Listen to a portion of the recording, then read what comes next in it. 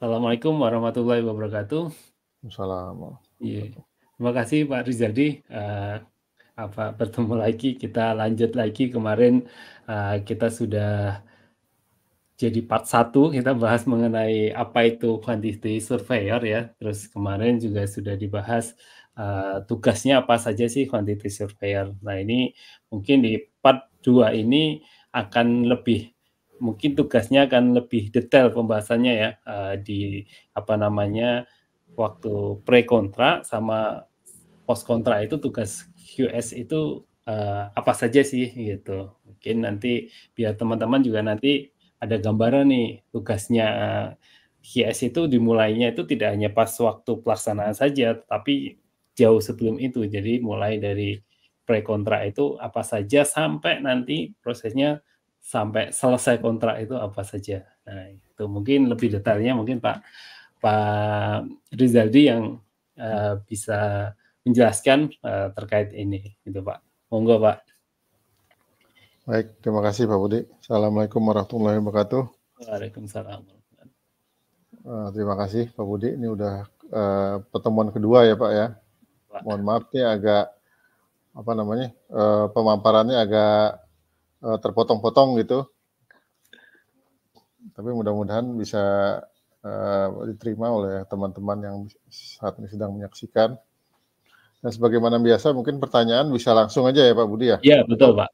Saya Pak Budi kan juga suka memberikan tambahan pertanyaan Ya. atau input-input lain gitu ya Iya Pak. selama saya melakukan pemaparan.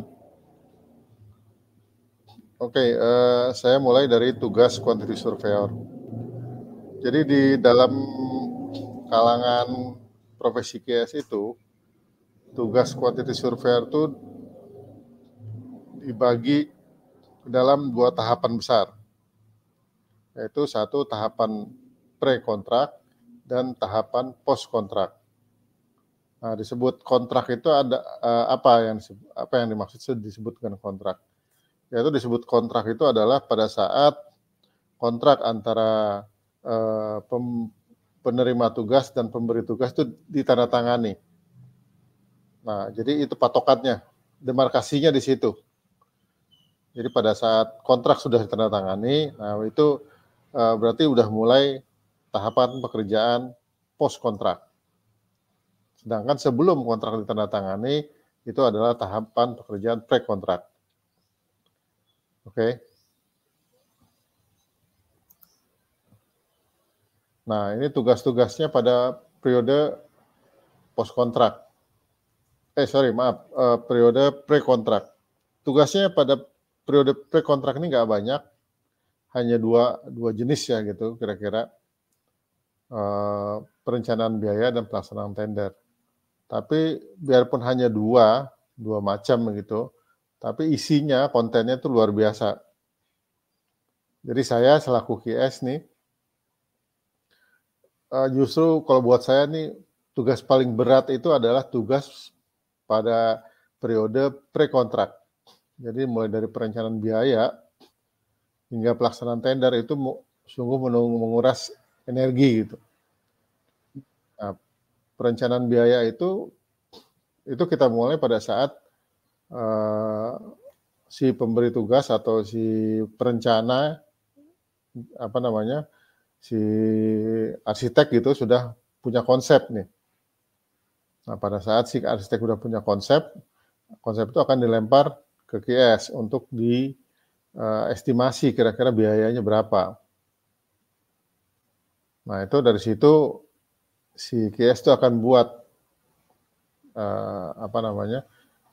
item apa aja yang akan muncul dari dari konsepnya si perencana itu. Itu akan pada akhirnya akan muncul sebuah angka yang selanjutnya angka tersebut akan disodorkan ke pemberi tugas, ke si pemilik proyek gitu. Apakah angka ini bisa diterima atau enggak? Nah, kalau nggak bisa diterima, tentunya mungkin ada beberapa asumsi yang harus dirubah atau konsep si arsitek yang harus disesuaikan.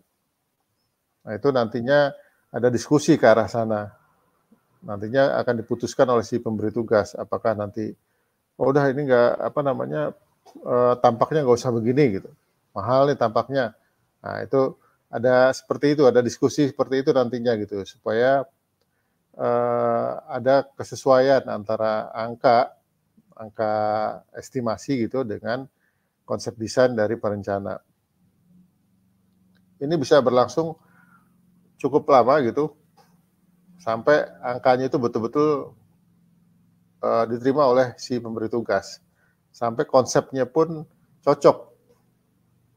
Gitu. Jadi bisa beberapa kali nih membuat perencanaan biaya ini. Jadi, Lalu gimana? Oke, Pak jadi Budi. pas posisi ini kan, kalau pas perencanaan itu kan sering banget terjadi revisi ya Pak ya. Maksudnya, Sering, Pak. Iya, iya, jadi itu harus updating terus ya Pak. Maksudnya kalau dari perencanaan berubah gitu ya, langsung apa namanya tektokan sama QS terus berarti Pak. betul Pak. Jadi biasanya sih itu QS ikut dalam apa namanya dalam rapat-rapat yang terkait dengan proses ini kan konsepnya itu Pak, apa namanya pematangan konsepnya itu ikut tuh rapat tuh. Jadi sampai saat konsepnya itu diterima, uh, maaf maksud saya pada sebelum konsep itu diterima oleh si pemberi tugas, itu si QS itu pas selalu ikut dalam dalam tiap rapat itu Pak. Sampai akhirnya konsep itu diterima, nah itu pada rapat detailnya nanti antara arsitek dengan konsultan yang lain, dengan praktisi yang lain gitu, kan ada struktur, ada ME, ada interior, ada macam-macam. Nah itu QS bisa mundur sedikit. Tapi dia tetap akan monitor risalah rapatnya gitu, hanya untuk memastikan bahwa detail desain yang datang dari para konsultan ini tidak melampaui koridor biaya yang sudah disepakati sebelumnya gitu. Kira-kira gitu Pak Budi. Siap, siap, siap. Nah ini pelaksanaan tender. Selanjutnya setelah perencanaan biaya udah oke, sudah diterima oleh pemberi tugas, dia sudah happy dengan angkanya gitu, dan dia udah kebayang nih, wah nanti kalau angkanya segini, dia bisa ajukan ke bank berapa sebagai loan gitu misalnya, kalau dia mau pakai loan dari bank, sisanya equity dari dia. Nah, harga jualnya berapa? Nah, itu dia udah di kira-kira sama dia tuh. Jadi dia udah kebayang, oh nanti bakal untung segini nih. Nah, itu udah di kepalanya mereka lah gitu, kira-kira gitu ya. Nah, setelah itu kita masuk ke pelaksanaan tender. Nah, ini yang apa namanya, yang cukup berat ini tugasnya di sini. Karena di sini ada yang namanya pemaketan pekerjaan. Nah, ini mungkin di sini ada usulan dari QS gitu kepada pemberi tugas, berapa paket pekerjaan yang akan ditenderkan. Misalnya untuk struktur, apakah nanti akan dipisah antara fondasi atau misalnya pematangan lahan, fondasi, dan struktur bangunan. Nah, biasanya pematangan lahan itu kalau misalnya perlu ada cut and fill itu kontraktor terpisah. Itu udah satu tender sendiri itu. Lalu pagar keliling gitu misalnya. Kalau apa namanya area yang cukup luas gitu tentu kan harus dipagar gitu. Kalau misalnya sebelumnya belum dipagar. Itu juga apa namanya satu paket tersendiri. Lalu untuk pekerjaan struktur apakah nanti ada material yang akan disuplai oleh owner. Misalnya besinya kadang-kadang owner mau supply gitu dengan pembatasan waste-nya misalnya maksimal 3% gitu. Atau betonnya misalnya owner mau supply. Nah, itu hal-hal seperti itu yang kita perbincangkan gitu Pak Budi dengan pemberi tugas sebelum akhirnya disepakati paket pekerjaan, jumlah paket pekerjaan yang akan ditenderkan. Nah, itu baru tahap struktur. Nanti tahap arsitektur ada lagi. Arsitektur apa aja yang material yang akan disuplai oleh owner. Paling mungkin itu saniter biasanya. Saniter tuh kalau kalau owner yang beli langsung ke supplier, entah itu Toto atau Kohler atau American Standard, itu si pemberi tugas itu, si owner itu akan dapat diskon yang bagus dari si supplier ketimbang kalau kontraktor yang beli gitu. Karena mungkin ada faktor resiko yang diselipkan oleh si supplier ke dalam harga satuannya kalau yang beli itu kontraktor gitu. Nah, kira-kira gitu Pak Budi. Jadi biasanya tuh saniter itu hampir pasti akan disuplai oleh owner. Nah, itu Ini banyak pekerjaan yang dipisah-pisah gitu, terus apalagi terus kemudian material supply by owner gitu, Pak. Berarti kan kontraktor akhirnya jadi semacam ini ya, Pak, kayak kontrak upah jadinya, Pak. betul Pak. Jadi bahkan ada beberapa developer besar gitu yang dia staff project management yang cukup kuat, Iya. itu kontraktor itu main kontraktor gitu ya, itu udah kayak mandor besar aja Pak, gitu. Jadi ada dulu waktu saya pernah kerja di beberapa developer dulu, ada bahkan yang developer itu dia menyediakan tower crane. Jadi si kontraktornya itu disuruh sewa nih sama dia gitu, ini pakai tower crane saya gitu. Jadi ya memang kalau di sisi swasta gitu Pak, di proyek swasta itu bagaimana dengan prinsip mereka gitu ya, bagaimana dengan modal sekecil-kecilnya bisa untung sebanyak-banyaknya kan gitu Pak. Iya, betul, Pak. Ya, jadi gitu memang itu yang terjadi. Apakah nanti ada kontraktor yang bisa nerima dengan kondisi seperti itu? Nah, itu kita bisa lihat dari proses tender nantinya gitu loh. Jadi Ada kalaupun hmm, kontraktor mau submit penawaran, berarti kan memang sudah tahu kondisinya seperti itu ya, Pak, ya? Nggak bisa ngeluh betul. lagi kan gitu ya? Iya Pak. Jadi di dokumen tender itu sudah dicantumkan Pak Iya. bahwa lingkupnya kontraktor tuh ini itu. Jadi misalnya saniter dia hanya pasang aja. Lalu pintu kayu dia pasang aja. Atau mungkin pintu kayu mungkin bukan skopnya dia gitu. Mungkin itu akan dipisah lagi. Lalu marmer gitu. Atau granit atau homogeneous style itu akan disuplai oleh owner. Jadi kontraktor pasang aja. Itu banyak Pak. Jadi di beberapa developer besar yang sekarang lagi jalan gitu, kita juga udah sama-sama dengar itu namanya gitu udah familiar di kita, di telinga kita, itu bahkan ada paket pekerjaan yang ditenderkan itu Pak, untuk satu tower itu bisa 60 paket Pak. Jadi kenapa saya bilang pekerjaan, pekerjaan QS pada periode pre-kontrak ini sungguh menguras energi gitu loh. Kalau satu paket itu pelaksanaan tendernya paling cepat 2 bulan, paling cepat. Kalau 60 paket berapa bulan Pak? Nah kan gitu. Iya. Jadi benar-benar ini menguras energi gitu. Itu kalau berjalan lancar tendernya. Kadang-kadang di tengah jalan itu si pemberi tugas tuh nggak usah deh, kita nggak usah pakai material ini. Coba kita kalau material ini berapa ya? Coba tanyain ke peserta tender, harganya akan lebih murah atau lebih mahal ya? Nah gitu, itu kadang-kadang kontrak BQ-nya diganti gitu loh Pak. Dokumen tendernya itu ada di tengah jalan tuh ada penyesuaian gitu. Jadi satu paket pekerjaan itu 2 bulan tuh udah cepet banget itu. Bahwa itu segera ditunjuk gitu. Jadi kalau kalau ini kontraknya owner dengan QS sendiri itu jadinya seperti apa ya Pak? Maksudnya gini Pak, kan kalau ada yang tadi Bapak sampaikan bisa sampai 60 paket pekerjaan, mungkin dalam ini ada yang cuma 10 paket pekerjaan. Berarti kan kompleksitas pekerjaannya kan berbeda-beda Pak.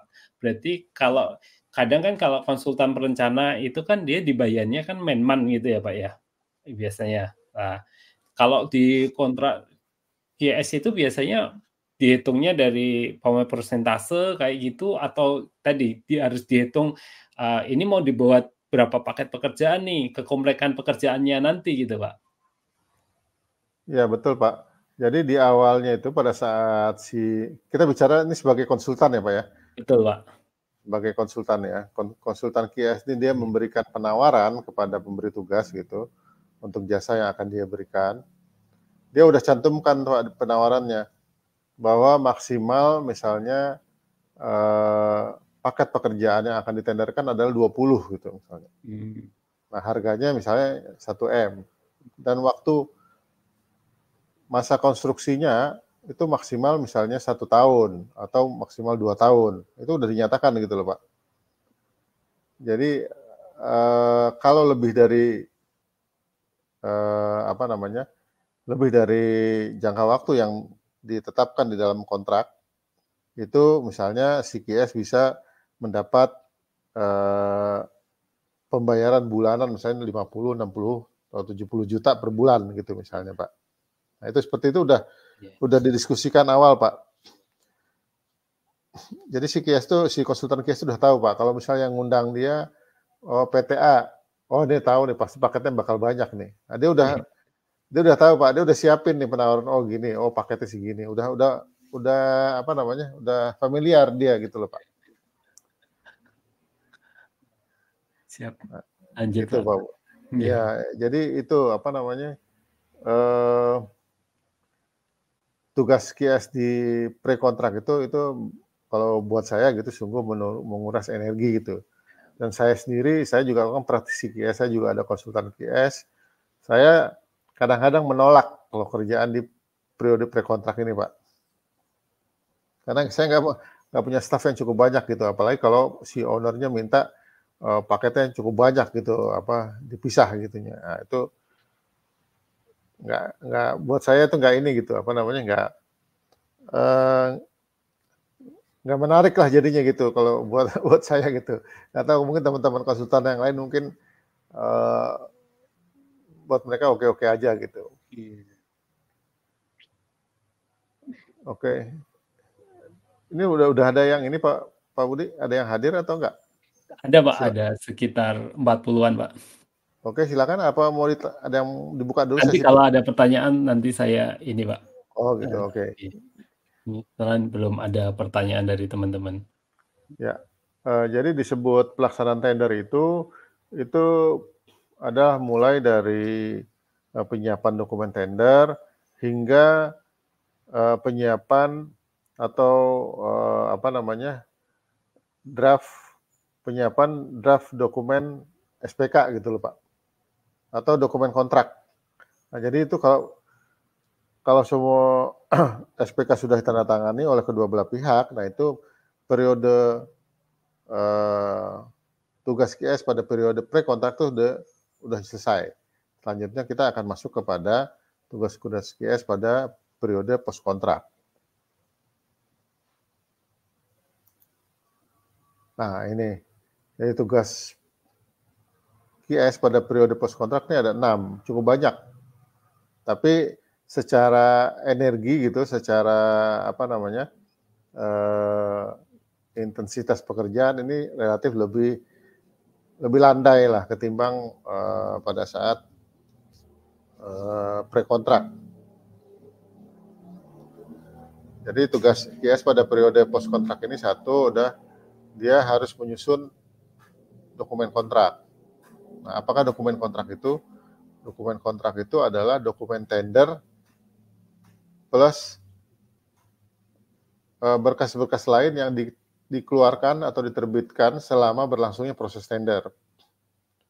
Jadi kalau di proyek swasta itu Pak Budi, itu satu paket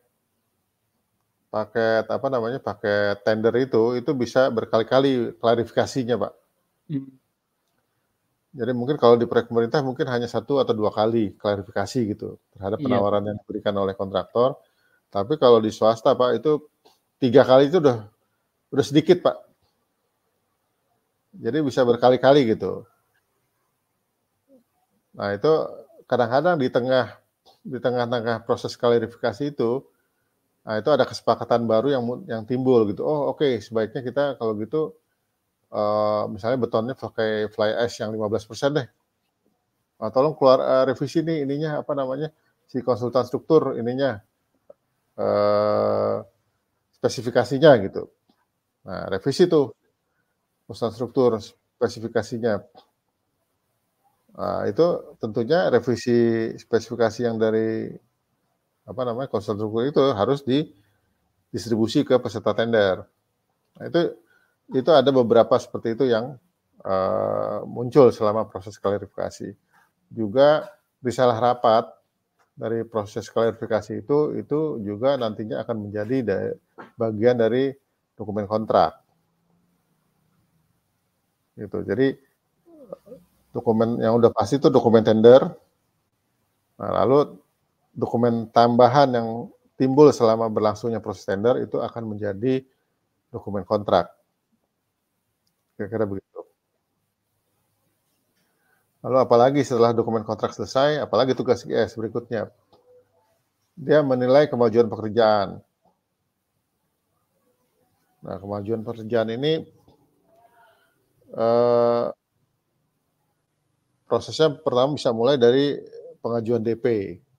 Misalnya si kontraktor itu berhak menerima uang muka sebesar 10% atau 20% dari nilai kontraknya. Nah, itu dia akan klaim untuk pembayaran uang muka. Nah, kalau dia mau klaim untuk uang muka, berkas apa saja yang harus dia lengkapin. Nah, itu semua ada di dokumen kontrak tuh, Pak. Misalnya dia harus melengkapi dengan jaminan uang pelaksanaan. Maksud saya jaminan uang muka. Jadi dia kalau dia mau klaim pembayaran uang muka, dia harus ajukan juga bersama dengan invoice-nya itu satu jaminan uang muka, satu lagi jaminan pelaksanaan. Nah, itu dia harus lampirkan di dalam klaim uang mukanya dia. Nah, lalu kalau dia uang muka sudah dibayar, dia udah mulai kerja di lapangan, udah ada progres di lapangan, dia bisa klaim progresnya. Apa aja yang harus dia lampirkan bersamaan dengan progres klaim dia itu. Misalnya mapping item pekerjaan yang sudah dilaksanakan di lapangan. Nah, udah berapa persen yang dia kerjakan. Misalnya dia udah ngecor kolom udah berapa titik. Lalu kolom sisanya mungkin masih pembesian. Nah, sisanya berikutnya lagi mungkin baru bekisting. Nah, itu harus ada mappingannya semua. Jadi hasil mappingan itu yang akan diperiksa oleh QS. Si QS itu akan berkunjung ke lapangan. Mungkin kalau ada di lapangan itu ada MK gitu, mungkin akan ditemani oleh MK di lapangan untuk memeriksa mapping yang disampaikan oleh si kontraktor. Nah, itu biasanya selama si QS melakukan pemeriksaan di lapangan terhadap klaim progres yang diajukan oleh si kontraktor, itu biasa ada pesan-pesan tuh dari si CM, si manajemen konstruksi gitu. Wah, ini betonnya agak keropos nih, dia harus perbaikin dulu, ini jangan diprogres dulu. Nah, itu biasa ada kayak gitu, Pak. Jadi itu ada semacam ada tawar-menawar nantinya, misalnya si QS-nya si kontraktornya yang dia memasukkan klaim 70% gitu, nanti angka yang keluar itu bisa hanya 60% gitu misalnya. Karena menurut QS gitu dan ada masukan dari CM, ini ada beberapa pekerjaan yang perlu perbaikan. Nah, itu kira-kira tugas yang dilakukan QS dalam dia menilai kemajuan pekerjaan. Jadi pada prinsipnya QS hanya terkait dengan volumenya saja ya Pak ya, kuantitinya saja ya. Kalau kualitasnya itu harus masukan dari maksudnya QS tidak berhak menilai kualitas pekerjaan itu gitu ya? Atau itu harus maksudnya yang menilai kualitasnya, oh ini sebenarnya bagus, layak diterima atau tidak, itu dari, apa itu, konsultan MK-nya ya? Iya Pak, persis Pak. Jadi QS itu tidak bertanggung jawab untuk kualitas pekerjaan Pak. Ya, Jadi kualitas. kalau dari maksudnya dari konsultan MK-nya nggak ngasih masukan, ya berarti selama QS itu menilai, menghitung bahwa itu kuantitinya sudah sesuai, ya berarti kemajuan pekerjaannya di-approve segitu ya, Pak? Betul Pak. Ya kalau sepanjang nggak ada masukan dari MK gitu terhadap apa namanya item pekerjaan yang diklaim oleh si kontraktor, ya QS mungkin bisa terima dengan klaimnya si kontraktor gitu. Tapi kalau misalnya ada informasi dari pihak MK bahwa ini jangan ini dulu, jangan di apa namanya diproses dulu pembayarannya karena waktu dia ngecor ini dia nggak izin kita nih gitu misalnya. Iya. Nah itu bisa gitu Pak. Pokoknya sepanjang nggak ada masukan dari MK itu QS bisa lanjutkan. Tapi kalau ternyata ada masukan dari pihak MK, nah itu harus jadi bahan pertimbangannya si QS gitu Pak. Dalam dia me, apa namanya menilai gitu klaim yang diajukan oleh si kontraktor terhadap pekerjaan yang sudah diselesaikan. Oke. Jadi selain apa namanya menilai kemajuan pekerjaan, jadi si tugas QS selama periode pos kontrak ini juga adalah menghitung biaya tambah kurang. Jadi udah pasti gitu kalau sebagian besar proyek itu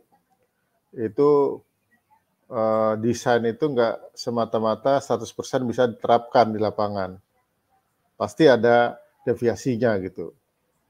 Nah, deviasinya itu harus disepakati, harus di assess gitu oleh CQS. Apakah deviasi ini menyebabkan tambahan biaya atau enggak? Atau malah menyebabkan berkurangnya nilai kontrak si kontraktor. Nah, itu yang harus dinilai gitu, yang harus dievaluasi oleh QS. Nah, dalam perjalanannya itu si kontraktor itu akan banyak mengajukan klaim. Misalnya curah hujannya tinggi. Jadi kalau menurut kontraktor gitu, ini hujannya kelewatan gitu, terlalu deras gitu. Jadi dia nggak bisa kerja gitu. Nah, terus dia klaim misalnya perpanjangan waktu, atau dia harus sewa ekskavator tambahan, atau misalnya jalan masuknya harus dia kerasin, yang sebelumnya nggak diperjanjikan gitu. Nah itu yang harus nah tapi dalam dia mengajukan klaim seperti itu, si kontraktor tentunya dia harus melengkapi dengan bukti-bukti. Nah itu si QS itu akan akan mereview, mempelajari dan memberikan tanggapan terhadap klaim yang disampaikan oleh kontraktor itu berdasarkan kontrak. Jadi semata-mata berdasarkan kontrak. Karena itu adalah demarkasi antara si pemberi tugas dengan penerima tugas. Nah, jadi nggak boleh di luar kontrak. Nah, kalau kontraktor misalnya klaim hujannya kelewat deras gitu dia bilang, dia harus buktikan apakah tahun lalu hujannya nggak sederas ini, atau misalnya dalam kurun waktu 2 tahun 3 tahun belakangan ini memang hujan yang saat ini yang paling deras. Nah, dia harus buktikan Pak. Pembuktiannya mungkin dia harus ke BMKG gitu, minta curah hujan yang tahun lalu itu berapa, minta data curah hujan tahun ini itu berapa. Nah, dia harus buktikan gitu. Nah, itu kan kembali ke kontrak, Pak. Kalau kita bicara kontrak itu kan kalau di FIDIK ya, kalau kita bicara FIDIK yang umum dipakai itu ada gitu. Jadi kalau masalah curah hujan apa segala macam yang memang mengganggu pekerjaan itu dia bisa klaim gitu. untuk proses kalau untuk kontrak projeknya itu lump sum kayak gitu, tetap itu dimungkinkan ini ya, Pak, apa namanya, pekerjaan tambah kurang ya, Pak? Kalau memang itu tidak, apa namanya, tidak ada di dalam desain gitu. Iya Pak, biarpun itu kontraknya lump sum, tapi tetap ada peluang untuk adanya apa namanya, pekerjaan tambah dan pekerjaan kurang Pak, tetap Pak. Jadi bukan berarti kalau disebut lump sum itu ya udah segitu aja gitu, nggak boleh tambah, nggak boleh kurang gitu. Nah itu di proyek pemerintah mungkin seperti itu ya Pak ya, tapi di swasta itu fleksibel Pak, jadi itu tetap ada peluang untuk tambah dan kurangnya. Banyak Pak yang menyebabkan tambah kurang itu. Misalnya di tengah jalan tuh owner minta ganti gitu. Oh ini kayaknya motif marmernya jelek nih, nggak Iya. suka ah, ganti. Nah itu kan nggak bisa bilang tetap lamsam tuh Pak. Ya kan, kalau misalnya itu lamsam ya owner juga harus tahan diri gitu loh. Iya. Nggak boleh diganti itu tipe lantainya gitu. Nah, gitu. Tapi kalau nilai pekerjaan tambahnya sendiri itu biasanya ada, batasannya nggak sih, Pak? Maksudnya, oh maksimal harus, terjadi kalau pekerjaan tambah kurang itu harus maksimal, 10% dari nilai kontrak atau apa gitu. Kalau di pemerintah kan ada seperti itu, Pak. Sebetulnya kalau di swasta ya Pak, proyek swasta itu nggak ada pembatasan seperti itu Pak. Jadi di swasta itu benar-benar semau-maunya si yang punya proyek gitu loh Pak. Dia misalnya dia udah bangun terus udah selesai itu proyek gitu, itu ekstrimnya gitu ya Pak ya. Ya. Udah selesai, udah sampai 30 lantai, terus dia mau rubuhin lagi tuh gedung, itu serah dia gitu loh Pak. Gitu, kira-kira begitu Pak. Jadi nggak ada batasannya. Tapi kalau untuk di prelim itu di FIDIK dulu pernah ada, di FIDIK yang edisi yang dulu gitu, itu ada ketentuan yang menyatakan bahwa kalau misalnya klaim pekerjaan tambahnya kontraktor itu melebihi 10%, kontraktor berhak untuk klaim pertambahan biaya prelim. Nah, itu ada dulu Pak, tapi sekarang nggak ada. Yang di versi yang apa namanya edisi yang baru udah nggak ada lagi. Nah, jadi gitu Pak. Jadi pembatasan kerjaan tambah atau kurang di proyek swasta itu relatif nggak ada lah Pak Budi, boleh dibilang nggak ada gitu. Biarpun sebetulnya itu karena ini proyek bagaimanapun ini kan proyek bisnis gitu Pak. Betul. Pasti ada di dalam kenyataannya si owner pasti dia ngomel-ngomel gitu. Wah banyak banget tambahannya, wah ngomel-ngomel gitu. Kadang-kadang dia berusaha bagaimana caranya supaya ini nggak kebayar gitu loh. Ya. Nah, gitu. Tapi dia mau barangnya tapi bayarnya nggak mau gitu. Nah gitu. Itu banyak Pak. Jadi apa namanya hal-hal seperti itu apa udah pasti terjadi lah gitu di lapangan itu.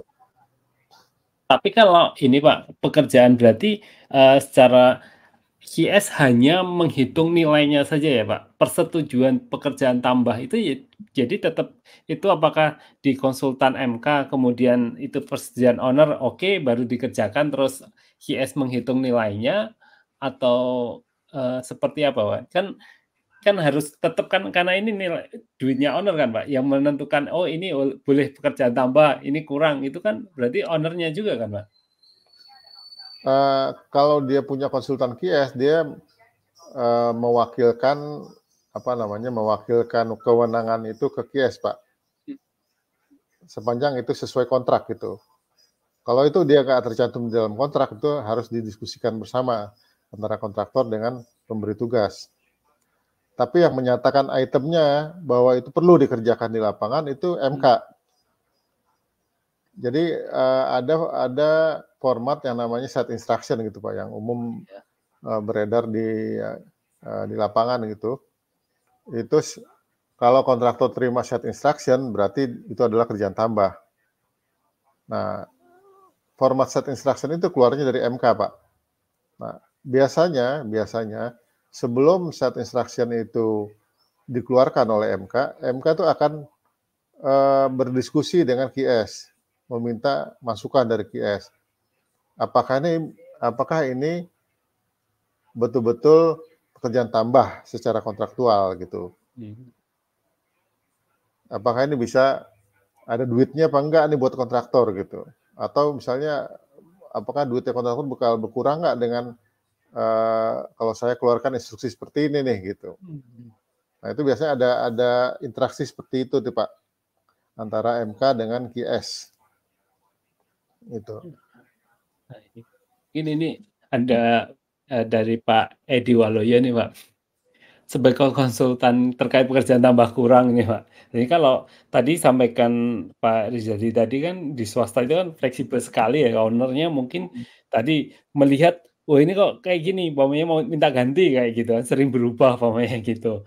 Nah, sebagai konsultan QS, apakah bisa membatasi pekerjaan tertulis dengan owner?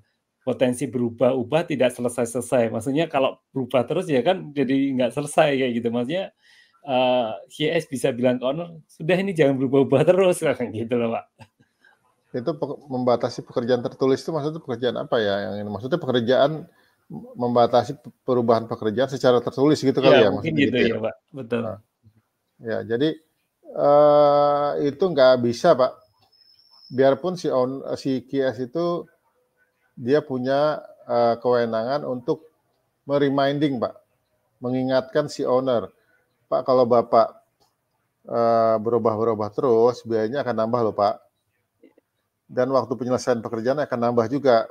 Dan pada akhirnya si kontraktor itu bisa klaim untuk pekerjaan tambah dan penambahan waktu juga gitu. Paling itu, hanya itu yang bisa diingatkan oleh si QS kepada pemberi tugas gitu. Jadi dia nggak bisa, udah ya ini terakhir loh ya, perubahan nggak boleh berubah lagi di sini. Kita tekenan di atas materai. Nggak bisa begitu. Yang tadi saya bilang Pak Budi, lawangin proyeknya dia. Iya, iya. Dia udah selesai itu proyek terus dia rubuhin lagi, itu ekstrimnya begitu ya Pak. Iya, Itu iya, juga iya. sesukanya dia gitu loh. Kita nggak bisa apa namanya nggak bisa dari sisi QS ya nggak bisa menghalangi keinginan si pemberi tugas itu untuk berubah-ubah pekerjaan. Kadang-kadang kontraktor dia ada yang ini Pak, ada yang bosan, kesel gitu. Iya. Kan kita udah kerja nih Pak, kita udah lihat rapi, wah kita udah senang gitu. Secara perasaan di feeling kita nih, waduh udah enak nih. Udah kebayang di kita, bentar lagi kerjaan kita selesai nih. Ternyata dirubah, dibongkar itu, jelek ah katanya. Nah itu nggak ada kewenangan kontraktor untuk dia menolak perintah itu Pak. Secara kontraktual dia wajib melaksanakan setiap instruksi yang muncul dari pemberi tugas. Nggak ada peluang untuk kontraktor untuk ngeles gitu loh. Iya. Sepanjang dia dibayar gitu kan. Nah, yang bisa membuat kontraktor ngeles itu kalau misalnya ternyata materialnya nggak ada, material diinginkan oleh owner tuh nggak ada gitu loh. Atau misalnya dalam pelaksanaan itu metode kerja ini secara safety ini membahayakan. Nah, itu dia bisa menolak untuk dua hal seperti itu kontraktor. Tapi kalau dua hal itu nggak ada gitu, nggak muncul dari instruksi yang diberikan itu, nggak ada peluang kontraktor untuk menolak. Gitu Pak. Lanjut, Pak. Oke, kita lanjut dengan tugas berikutnya. Lalu tugas berikutnya dari seorang QS pada saat periode post kontrak adalah menyusun laporan keuangan. Nah ini terkait dengan fungsi QS sebagai cost control Pak. Jadi dia harus melaporkan ke pemberi tugas setiap bulan gitu. Kalau ini kan kita sebutnya nama berkasnya itu Financial Cost Report. Financial Monthly Cost Report. Jadi dikeluarkan secara bulanan laporan keuangan proyek gitu. Jadi misalnya paket pekerjaan tuh tadinya ada yang udah disepakati ada 20. Udah di tender 10. Nah, masing-masing paket pekerjaan itu kan ada budgetnya. Misalnya untuk main kontraktor budgetnya 100 M. Ternyata hasil tender dia bisa 95M. Berarti ada saving 5M. Nah, itu satu dari sisi kontraktual. Lalu dari sisi kerja tambah, ada klaim apa yang dari kontraktor. Lalu dari sisi supplier, ada kenaikan harga atau enggak. Lalu seperti saat ini ada perubahan kebijakan fiskal nggak dari pemerintah, misalnya pajak dari 11% jadi 12%. Nah, itu hal-hal seperti itu yang dilaporkan oleh si QS kepada pemberi tugas setiap bulannya. Jadi dari laporan si QS itu pemberi tugas itu bisa tahu nih, oh nanti di akhir proyek itu kira-kira pemakaian biayanya sebesar ini nih. Jadi dari target budget yang awalnya misalnya 300M, karena ada perubahan-perubahan, nanti di akhir proyek mungkin bisa 350M. Nah, itu ada laporan seperti itu Pak yang diberikan oleh konsultan QS kepada pemberi tugas setiap bulannya. Nah, itu biasanya akan jadi acuan bagi pemberi tugas gitu untuk dia mengerem gitu. Wah, ini udah perubahannya udah kelewat banyak nih, bahaya nih. Nah, misalnya dia tetap pengen ada perubahan gitu, tapi biayanya nggak mau berubah. Nah, bisa nggak ada value engineering? Nah, itu peluang-peluang itu diskusi seperti itu munculnya setelah dia baca laporan keuangan dari QS gitu Pak. Nah, bisa ada value engineering nggak? Misalnya metode kerjanya dirubah, atau misalnya ya udah spesifikasinya gantilah. Jadi dia tetap ingin ada perubahan karena dia yakin gitu kalau dia jual kamar hotel misalnya seperti ini itu bakal laris nih. Dia udah punya pengalaman gitu. Tapi kalau dia nggak robah gitu dengan kondisi sekarang ini kayaknya susah nih dijualnya di kamar ini gitu. Nah itu dia perubahan tetap harus diadakan, tapi gimana caranya supaya biayanya tetap di angka yang sama gitu. Nah, itu ada value engineering gitu misalnya yang perlu dilakukan. Nah, itu sering terjadi itu Pak. Jadi dalam perjalanan proyek itu sering kali terjadi. Nah, itu juga laporan keuangan yang diberikan oleh konsultan QS kepada owner, pada pemberi tugas, itu seringkali dijadikan dijadikan lampiran oleh pemberi tugas kepada pihak bank. Jadi si pihak bank ini kan juga tiap bulan itu sebetulnya dia minta laporan pemakaian biaya dari si owner gitu sebagai dia penerima pinjaman gitu kan. Nah, dalam dia memberikan laporannya itu dia biasanya melampirkan laporan si QS ini. Bahkan kadang-kadang ada beberapa bank yang dia langsung ke konsultan QS. Gitu. Langsung dia ke konsultan QS. Saya beberapa kali di proyek saya sebelumnya itu juga saya berhubungan langsung dengan pihak bank. Pak benar nih Pak, pintu udah pasang gitu misalnya. Pak benar nih biayanya sampai ini segini, biayanya banyak dah itu yang biasanya ditanya-tanya oleh pihak bank gitu. Nah itu munculnya di dalam kegiatan menyusun laporan keuangan. Lalu tugas QS berikutnya setelah dia menyusun laporan keuangan adalah menyusun dokumen perhitungan akhir. Nah, ini kita sebut namanya final account. Jadi itu kalau di FIDIC itu ada disebutnya final statement gitu namanya Pak. Jadi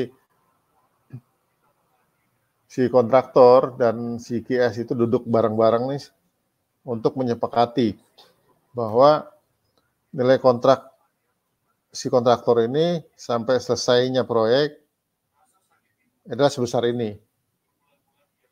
Ini biasanya dokumen final account ini diterbitkan pada saat sebelum atau setelah gitu ditandatangannya berita acara serah terima pertama.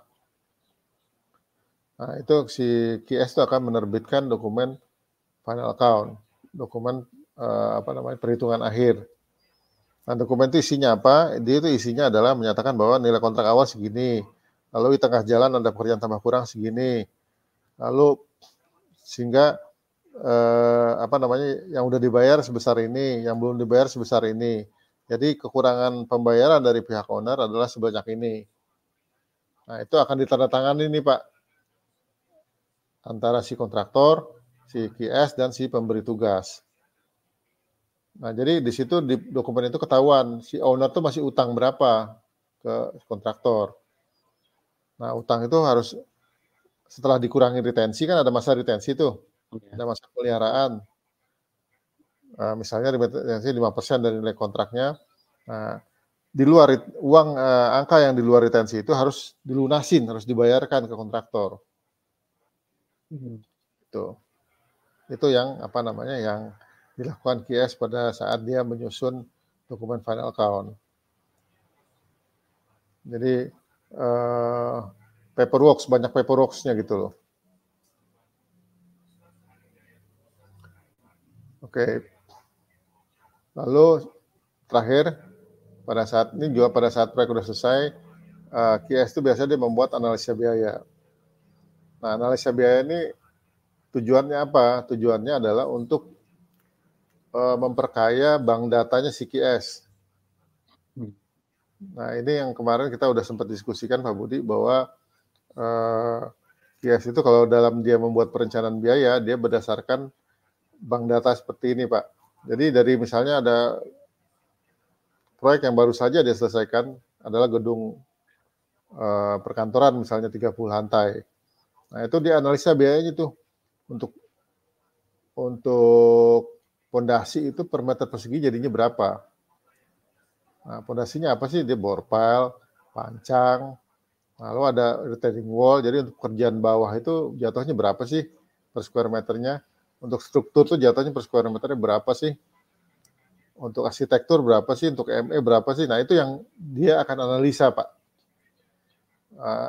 Ini kenapa apa namanya, arsiteknya mahal? Oh, ternyata fasadnya mahal.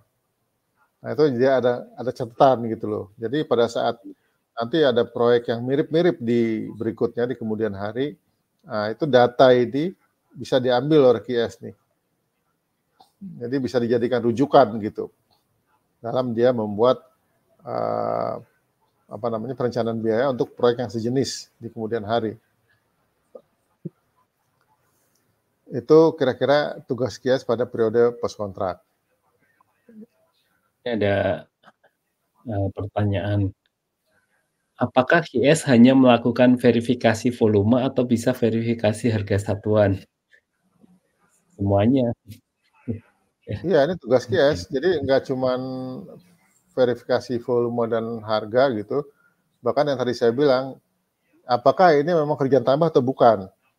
Nah, itu harus diverifikasi oleh si QS secara kontraktual ya. Basisnya adalah kontrak. Jadi sebelum si manajemen konstruksi menerbitkan site instruction gitu, misalnya dia akan diskusi dulu dengan QS. Ini saya mau keluarin SI nih ke kontraktor ini. Kira-kira ada duitnya nggak nih? Kira-kira bakal memperpanjang waktu nggak nih? Nah, itu yang dia diskusikan dengan QS gitu. Jadi nggak cuma volume atau harga, si QS pun apa namanya, berwenang gitu untuk mereview pengajuan misalnya pengajuan penambahan waktu dari kontraktor itu, atau pengajuan biaya preliminaris, biaya pekerjaan pendahuluan dari kontraktor. Nah, tentunya kalau dari harga satuan udah pasti bisa gitu misalnya.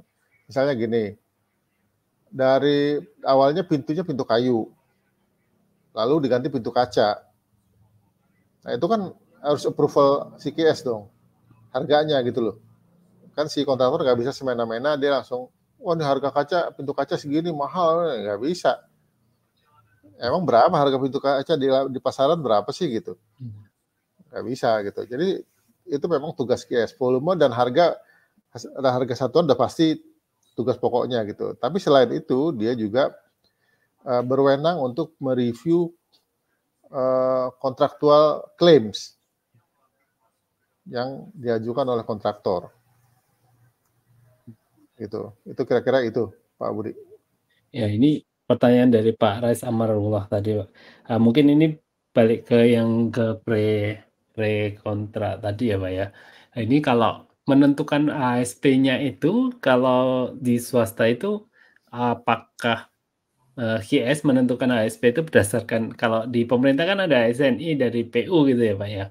Nah, ini kalau dari QS itu punya sendiri gitu atau gimana, Pak? Bukan harga satuan ini apa ada standarnya atau seperti apa, Pak? Iya, Pak.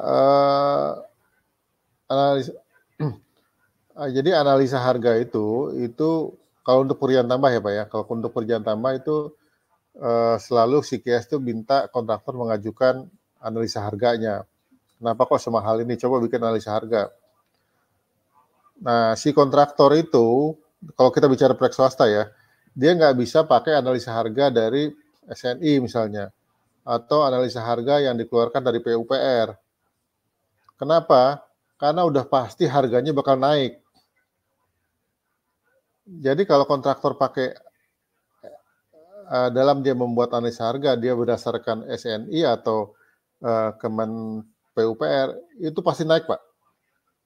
Harganya saya udah hitung-hitung, udah pernah evaluasi sama teman-teman gitu, itu minimal naiknya 10% dari harga pasar gitu. Jadi kalau kias di proyek swasta, kita nggak pernah bikin analisa harga berdasarkan SNI atau apa namanya standar analisa harga dari PUPR. Nggak pernah. Kita selalu berdasarkan harga pasar. Dan itu kalau buat kita gitu, itu lebih fair gitu. Nah, kenapa kalau kita menggunakan SNI atau Kemen PUPR itu harganya akan lebih tinggi? Karena terlalu banyak koefisien yang dimasukkan di situ, Pak. Jadi kalau mulai dari mandor, itu kalau untuk tenaga ya, dari sisi tenaga itu mandor, ada wakil mandor, ada kepala tukang, ada wakil kepala tukang, ada tukang, ada kenek. Nah, itu variasinya terlalu banyak gitu. Dan itu semuanya dimasukkan. Nah, kedua-duanya itu SNI dan Kemen PUPR itu kalau untuk harga alat itu selalu dihitung berdasarkan harga alat baru, Pak. Gitu. Jadi kalau di swasta kita lebih fleksibel, kita sewa aja, ngapain kita beli alat baru gitu. Jadi koefisien yang ada di SNI dan standar analisa harga PUPR itu, dia alat itu selalu dihitung sebagai baru. Jadi ada defisiensinya berapa, ini berapa, ini itu berdasarkan alat yang baru gitu loh. Makanya akhirnya akan lebih mahal jatuhnya. Tapi kalau proyek pemerintah itu nggak bisa berkelit dari itu, dari standar itu, karena itu yang memang yang secara resmi dikeluarkan oleh badan-badan yang yang diakui gitu dalam kontrak proyek pemerintah. Jadi kalau berarti setiap ketika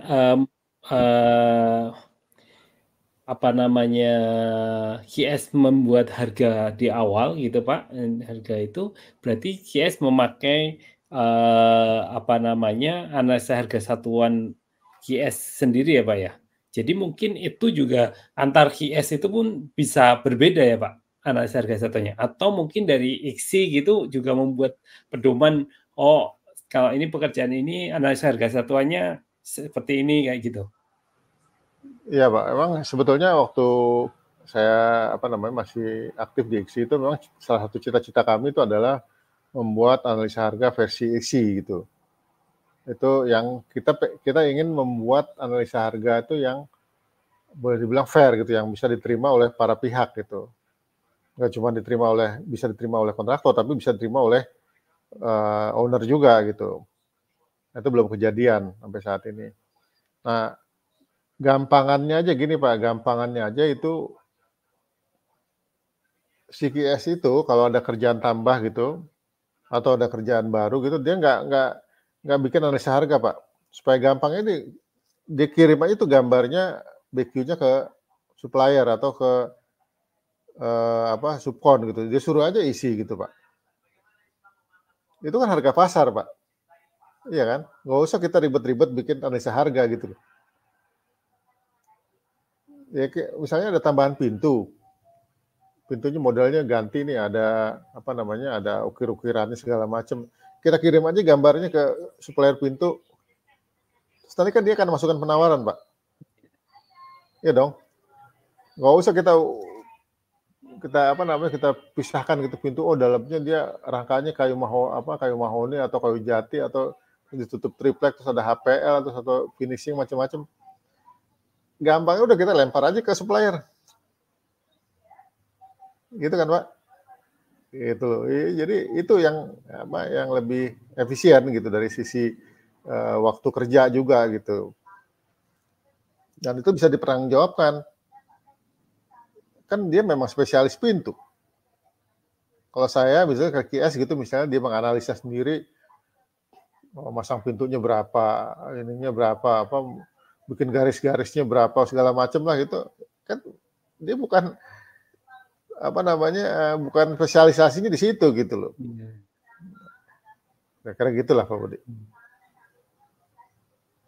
Ya, jadi berarti tapi kalau untuk kayak pekerjaan plesteran kayak gitu ya Pak, yang umum kayak gitu, kan berarti kan CS juga harus bisa membuat koefisien produktivitas pekerja per meter persegi, berarti kan masuk ke koefisien kayak gitu. Nah itu antara QS 1 dengan QS lain itu bisa berbeda ya Pak? Ada beda Pak, tapi biasanya sih nggak terlalu jauh. Bedanya biasanya dari metode kerja Pak. Jadi analisa harga itu erat kaitannya dengan metode kerja. Misalnya masang plafon di ketinggian 3 meter dengan masang plafon di ketinggian 5 meter itu harganya pasti beda. Kenapa harganya beda? Karena satu, pada saat dia mengerjakan di ketinggian 5 meter, dia pasti harus tambah scaffolding, satu set lagi. Nah, itu dari situ udah kelihatan tambahan biayanya. Kedua, dari sisi safety, si tukang yang ngerjain pekerjaan di ketinggian 5 meter, dia harus pakai harness gitu misalnya. Atau ada hal lain yang harus dipertimbangkan dari sisi safety. Ketiga, nggak semua tukang mau ngerjain di ketinggian seperti itu, Pak. Jadi dia minta harga spesial untuk ketinggian seperti itu. Nah, itu makanya seorang QS dia harus paham juga metode kerja. Jadi dia bisa perkirakan, oh ini harganya pantasnya segini nih. Gitu. Coba Pak Budi, kalau di lapangan itu Pak, untuk pekerjaan melester aci di luar, itu nggak semua tukang mau ngerjain Pak. Makanya fasad itu yang udah ketinggian di atas 7 lantai aja gitu. Itu banyak ditutup kaca gitu misalnya, atau ditutup ACP gitu. Karena nggak ada tukang yang mau ngerjain Pak. Selain karena takut, selain itu nggak efisien gitu loh. Baru dia mau nyeplokin plesteran itu angin kencang gitu misalnya, terus nggak maksimal lah gitu. Jadi banyak kendala-kendala seperti itu harus dipahami oleh seorang QS bahwa itu yang akan menyebabkan berubahnya harga satuan. Jadi misalnya tadinya di sisi luar itu di ketinggian lantai ke-7 gitu misalnya, harusnya tadi dipasang ACP, tapi supaya murah, udahlah plester ACI aja, ntar kita cat misalnya gitu. Itu belum tentu ada tukang yang mau ngerjain gitu. Itu owner juga harus tahu. Nah, kalaupun ngerjainnya, dia harus pasang scaffolding dari bawah sampai atas gitu misalnya, untuk dia tatakan si tukang berdiri gitu. Itu berapa biayanya? Nah, oke, kalau nggak pakai scaffolding, tapi pakai gondola gitu misalnya. Nah, sewa gondolanya berapa? Nah, itu metode kerja gitu harus dipahami oleh QS, Pak. Wajib itu. Jadi nggak bisa si QS bilang, wah, lu kan kerjaan kayak gini doang mahal banget, nah nggak bisa begitu gitu loh. Pasti ada latar belakangnya. Kira-kira gitu Pak Budi. Ya. Jadi waktu melakukan klarifikasi harga waktu tadi penawaran gitu juga, itu QS akan membandingkan item per item gitu juga ya Pak? Ketika, oh ini selisihnya tinggi, apa namanya, jauh sama hitungannya QS, itu harus diklarifikasi kenapa sampai mungkin dari harga satuan kenapa seperti ini, kayak gitu ya Pak? Ya. Iya persis Pak. Jadi pada saat proses tender itu banyak yang kita cek gitu loh Pak, yang harus diperiksa oleh QS. Ya pertama harga, udah pasti harga satuan yang disampaikan oleh si peserta tender. Kadang-kadang peserta tender itu dia menambahkan item Pak, dan atau menambahkan volume. Kalau misalnya di BQ-nya QS itu volume kolom pemutu FC 30 gitu misalnya adalah 100 kubik. Nah, ternyata di lembar terpisah si kontraktor menambahkan jadi 15 kubik. Nah, itu kan harus kita klarifikasi, Pak. Yeah. Apa si QS salah ngitung atau si kontraktor yang salah ngitung? Yeah. Kan harus diklarifikasi gitu loh. Nah, ini salah satu hal yang bisa membuat proses tender jadi panjang nih, Pak. Gitu. Kira-kira begitu, Pak Budi. Ya. Ini ada pertanyaan lagi juga, Pak. Apakah sebagai QS bisa menggunakan harga penawaran aja tanpa melakukan harga pembanding? Maksudnya kayak tadi pintu tadi kayak Pak Rizaldi sampaikan gitu, biasanya QS itu dia juga ketika menawarkan itu minta penawarannya ada beberapa gitu atau cukup satu aja, oh ini pasti dia paling murah nih atau paling bagus nih harganya gitu. Ya kalau si QS itu merasa apa namanya, dia kan udah punya kayak saya gitu Pak Budi gitu, saya dan Pak Budi ini supplier pintu. Ya. Saya udah lama kenal Pak Budi gitu loh, Pak Budi udah bareng di proyek saya udah lama gitu, kita udah ketemu di proyek udah sering. Saya udah yakin kalau Pak Budi ngasih penawaran pasti fair harganya. Ya. Pasti nggak akan dimahal-mahalin, karena Pak Budi tos sungkan sama saya pasti gitu loh. Terus pasti kan ketemu di proyek berikutnya, masa dimahalin ke Pak Rizali nih gitu. Nah, itu dan dari sisi situ, dari sisi trust gitu ya Pak ya, itu jadi QS nggak perlu dia mencarikan harga pembanding. Tapi kalau dia nggak yakin dengan suppliernya itu, dia perlu cari pembanding. Jadi pencarian pembanding itu nggak selalu dilakukan gitu loh Pak. Bisa iya, bisa enggak. Gitu, kira-kira begitu. Jadi kalau sudah yakin ya nggak perlu juga gitu ya Pak ya. Ya nggak perlu, nggak perlu. Ini ternyata sudah jam 5 Pak.